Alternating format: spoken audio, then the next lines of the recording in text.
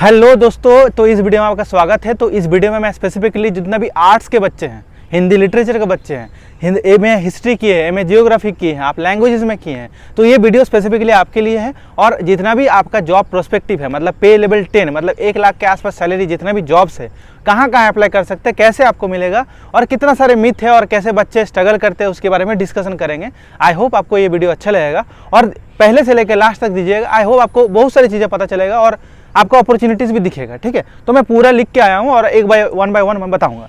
तो अगर आप ह्यूमैनिटी से, आर्ट्स, कोई भी सब्जेक्ट से अगर आप मास्टर्स किए हैं, तो ऐसा बात नहीं कि आपको जॉब नहीं मिलेगा या आपके पास जॉब प्रोस्पेक्टिव नहीं है। बहुत सारा जॉब प्रोस्पेक्टिव है।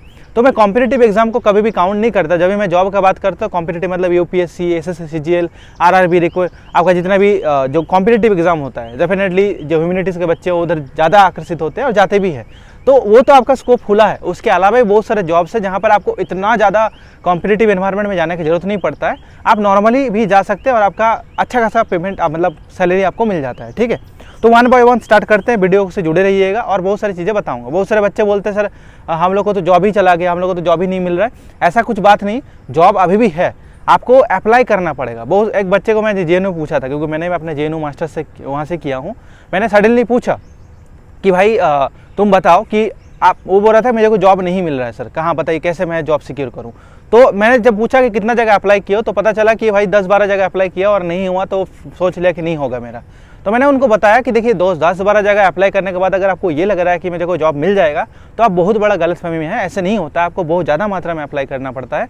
फिर जाके आपको 1-2 जगह में इंटरव्यू कॉल आता है और फिर जाके कहीं होता है। ठीक है, तो आपको लगे रहना पड़ेगा। जितना ज़्यादा लगे रहिएगा उतना ज़्यादा आपको मिलने का प्रोबेबिलिटी बढ़ जाता है। तो वन बाय वन बता रहा हूँ। तो पहले अगर आप ह्यूमैनिटीज़ का स्टूडेंट है, तो मैं जैसे सब बच्चे को, साइंस के बच्चे को भी बताता हूँ कि आप पहले ही कंप्लीट कीजिए आपका यूजीसी नेट जीआरएफ जो है। जीआरएफ अगर नहीं भी हो रहा है, एटलीस्ट यूजीसी नेट क्वालिफाइड हो जाइए। अगर आप क्वालिफाई भी होते हैं तो then you are eligible for the assistant professorship. आप बोलेगा सर असिस्टेंट प्रोफेसरशिप मिलता ही नहीं है, जो पीएचडी करता है, जो जिसको एक्सपीरियंस है उसको ही मिलता है। तो एकदम ये गलतफहमी है। मैं आपको, मेरे जान पहचान में ऐसे बहुत सारे लोग हैं जो मास्टर्स और नेट क्वालिफाई करने के बाद असिस्टेंट प्रोफेसर लगा है। आप बोलेगा सर सेटिंग तो बहुत तगड़ा होता है, सेटिंग भी ना लगा है, मैं जानता हूँ। देखिए, जो यूनिवर्सिटी वाइज निकलते हैं, मतलब 2 सीट निकल रहा है, 1 सीट निकल रहा है, वहाँ मिलने का प्रोबेबिलिटी थोड़ा कम होता है। बट आपको याद होगा कि सब स्टेट में पब्लिक सर्विस कमीशन होता है और स्टेट के जो पब्लिक सर्विस कमीशन होता है, वहाँ से आपका असिस्टेंट प्रोफेसरशिप का जॉब निकलता है। वहाँ पर आपका मिलने का प्रोबेबिलिटी ज़्यादा होता है, कि वो नंबर ऑफ सीट ज़्यादा होता है। ठीक है, तो आप वहाँ पर अप्लाई किया कीजिए। जैसे दिल्ली में हो गया, यूपी में हो गया, यूपी में निकलेगा, अभी मध्य प्रदेश में निकला था, फिर राजस्थान में निकला था, हरियाणा में निकला था। तो वो स्कोप आपका बहुत खुला रहेगा, वहाँ पर आपको मिलने का चांस ज़्यादा रहेगा। तो उसको आप जरूर डेली सुबह उठ के आप पब्लिक सर्विस कमीशन के जितना भी वेबसाइट है, जहाँ जहाँ स्टेट में आपको जाने का इच्छा है, वहाँ जरूर चेक कीजिएगा। अगर असिस्टेंट ऑफिसर का जॉब निकलता है तो मैं डेफिनेटली आपको बताऊंगा। नहीं तो मेरा इंस्टाग्राम में भी फॉलो कर सकते हैं, मैं वहाँ पर भी आप बच्चे लोगों को नोटिफाई करते रहता हूँ। मैं डिस्क्रिप्शन में लिंक दे दूँगा। ठीक है, उसके बाद है assistant director in various ministries. तो असिस्टेंट डायरेक्टर का जॉब्स होता है वेरियस मिनिस्ट्री में, ये पे लेवल 10 का जॉब होता है जनरली। तो आप वहाँ पर भी अप्लाई कर सकते हैं। उसके बाद सबसे इंपॉर्टेंट जो मेरे को अट्रैक्टिव जॉब लगा, वो है राजभाषा अधिकारी। आप बहुत सारे बच्चे बोलेगा सर एआई आ गया, आप ट्रांसलेटर का जो जरूरत नहीं पड़ेगा, हम हिंदी लिटरेचर के बच्चे हैं। ऐसा बात नहीं है। एआई को चाहने के लिए भी लोग चाहिए भाई। एआई खुद से थोड़ी सब कुछ कर देगा। एआई खराब हो गया तो कौन करेगा? डेटा सेंटर, क्लाउड, ये सब रेगुलेट का आप एक बार घुस जाइएगा ना, तो वो सब चीज़ें भी आप सीख जाइएगा। भले आप साइंस डिपार्टमेंट हो से ना हो, इसे डिपेंड नहीं करता है।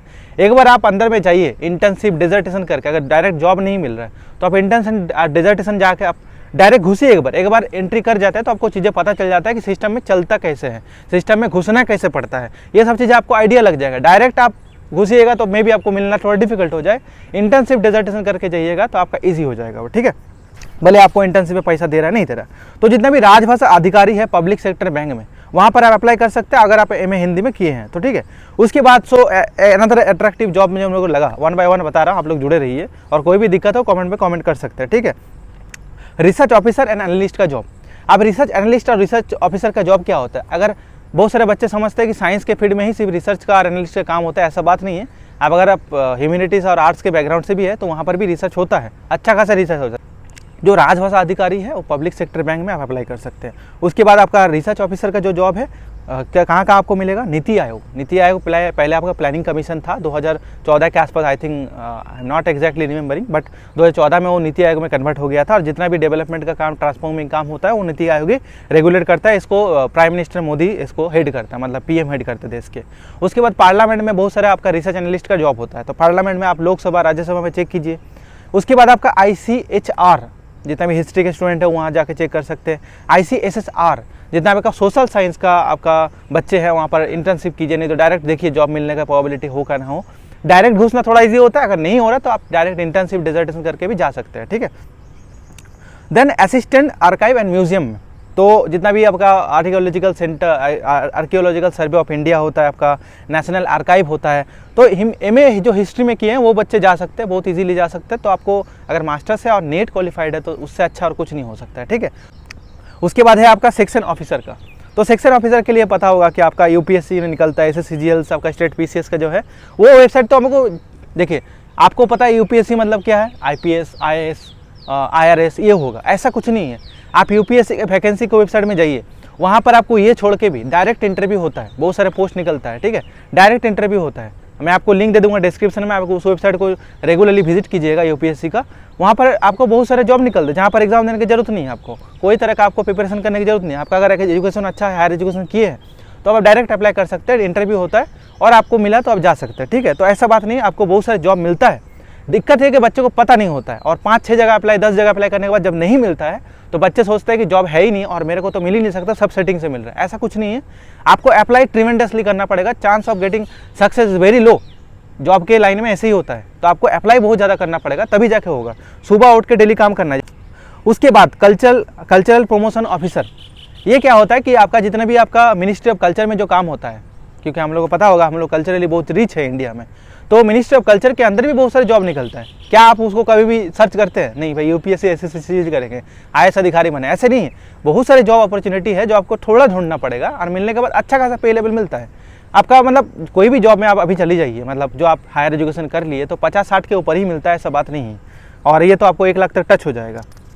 उसके बाद आप जब भी देखिएगा इंडिया में कुछ भी होगा, कुछ भी होता है, तो PIB के वेबसाइट में सब नोटिफिकेशन आता है, वो आपका ट्रस्टेड होता है। मतलब आप अभी तो सोशल मीडिया, व्हाट्सएप, यूनिवर्सिटीज़ हो गया तो बहुत सारी चीज़ें सर्कुलेट होते रहता है, बट PIB के वेबसाइट से एक्चुअल चीज़ पता चलता है कि गवर्नमेंट ऑफ इंडिया क्या कर रहा है, ठीक है।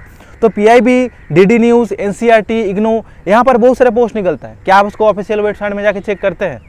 आप एलिजिबल होते हैं क्योंकि मास्टर्स कंप्लीट कर लिए, आपके पास नेट क्वालिफाइड है, तो आप नेट भी ना हो ना, फिर भी आप एलिजिबल होते हैं अप्लाई करने के लिए। But due to the lack of awareness, आपको गाइडेंस नहीं मिलने के कारण आप अप्लाई करते नहीं हैं और आपको वो अपॉर्चुनिटी भी हाथ से चला जाता है। तो आप उसको अप्लाई कीजिए, और मैं कॉन्स्टेंटली आपको वीडियो बनाते रहूँगा। कोई भी क्वेरी, कोई भी प्रॉब्लम हो, आप नीचे कमेंट में लिख दीजिए। ऐसा बात नहीं जॉब नहीं है, जॉब मिलने के लिए आपको ट्रिमेंडस हार्ड वर्क करना पड़ेगा, क्योंकि कंपटीशन बहुत ज़्यादा मात्रा में है। और बहुत सारे जॉब में तो बच्चे जाते भी नहीं, जैसे वन ऑफ द मैं बता रहा हूँ, NGOs हो गया, जितने भी नॉन प्रॉफिट ऑर्गेनाइजेशन है, वहाँ पर कितने बच्चे अप्लाई करते हैं। जैसे मैं अगर बोलूँ मेलिंडा और गेट्स फाउंडेशन का जो आपका नॉन प्रॉफिट ऑर्गेनाइजेशन इंडिया में बहुत सारा है, क्या वहाँ पर आप अप्लाई किए कभी भी? सरकारी नौकरी तो मिलेगा, कोई दिक्कत नहीं, आप उसके लिए प्रिपरेशन बाद में कीजिएगा, बट फाइनेंशियली तो आप सिक्योर कर लीजिए। आप NGO में अप्लाई कीजिए, NGO में इतना सारा जॉब्स खुले रहता है, आप अप्लाई नहीं करते। आप जाके आज चेक कीजिएगा top NGOs in India, non profit organisation, वहाँ पर देखिएगा कितना सारे जॉब अपॉर्चुनिटी निकलता है, आपको डायरेक्ट ग्राउंड में काम करने का अपॉर्चुनिटी मिलेगा, ठीक है। तो वहाँ पर जाके अप्लाई कर सकते हैं। UGC का वेबसाइट में जाके आप चेक कर सकते हैं, वहाँ पर भी बहुत सारे पोस्ट निकलता है। ऐसा बात नहीं कि सिर्फ UPSC, SSC, CGL और ये सब ही है दुनिया में, अगर पढ़ाई किए तो यही करूँगा, ऐसा बात नहीं है। उससे भी अच्छा जॉब आपको मिल जाएगा अगर हायर एजुकेशन किए हैं। हायर एजुकेशन करने का आपका मतलब जो है यही होता है, ठीक है। उसके बाद जो बच्चे पढ़ाने में इंटरेस्टेड, तो वो आपका लेक्चरशिप में जा सकते हैं। PGT का बहुत सारा आपका वैकेंसी अब रिसेंटली इतना सारा निकला, हैदराबाद यूनिवर्सिटी में, इसरो में, मैं तो देख रहा था, मैं पोस्ट भी किया हूँ अपने इंस्टाग्राम हैंडल में। तो PGT टीचर जो होता है अच्छा खासा पे लेवल मिलता है, आपको 80,000 70,000 के आसपास मिल जाता है। तो जितना भी आप स्कूल्स है वहाँ पर आपको वैकेंसी निकलता है, लेकिन आप अप्लाई नहीं करते। उसके लिए कुछ नहीं है, एक चीज़ आपको करना पड़ता है जो एक एडिशनल डिग्री है, मानता हूँ मैं, वो है कि आपको B.Ed करना पड़ेगा। B.Ed नहीं कीजिएगा तो आपका मे भी आप एलिजिबल मोस्ट ऑफ द जगह में नहीं होइएगा। उसके बाद सबसे इंपॉर्टेंट जॉब जो होता है ट्रांसलेटर का, इंटरप्रेटर का, लैंग्वेज, पार्लियामेंट, लोकसभा, DRDO में, यहाँ पर जितना भी ऑफिशियल दफ्तर है हमारे भारत में, उसमें क्या होता है कि जितना भी आपका ट्रांसलेटर होता है वो जनरली इंसान होता है। क्योंकि बोलेगा फिर यही बात घूम फिर के आ जाएगा कि भाई AI आ गया है सर, कैसे वो सब जॉब में जाएंगे। ये समझना पड़ेगा कि एआई के साथ कॉम्पीट नहीं करना है, एआई से डरना नहीं है, एआई को सीखना है। एआई को आप सीखिएगा तो आप एआई के साथ अडेप्ट कर पाइएगा। एआई के साथ लड़िएगा, डर जाइएगा तो आपका जॉब डेफिनेटली ले जाएगा। एआई जितना आपको आएगा उतना ज़्यादा आप आगे इसके एक्सेल कर सकते हैं, तो इस चीज़ को ध्यान रखिएगा। और वीडियो अच्छा लगा है तो दोस्तों को शेयर कीजिए, मेरे इंस्टाग्राम में मेरे को फॉलो कीजिए, लिंक्डइन में मैं उस तरह पोस्ट देते रहता हूँ, लिंक्डइन में मेरे को फॉलो करके रहिए, मैं सब डिस्क्रिप्शन में दे दूँगा। और वीडियो अच्छा लगे तो सब्सक्राइब जरूर कीजिएगा। प्रेम पूर्वक आदर पूर्वक दिल से आपका बहुत बहुत धन्यवाद दोस्तों।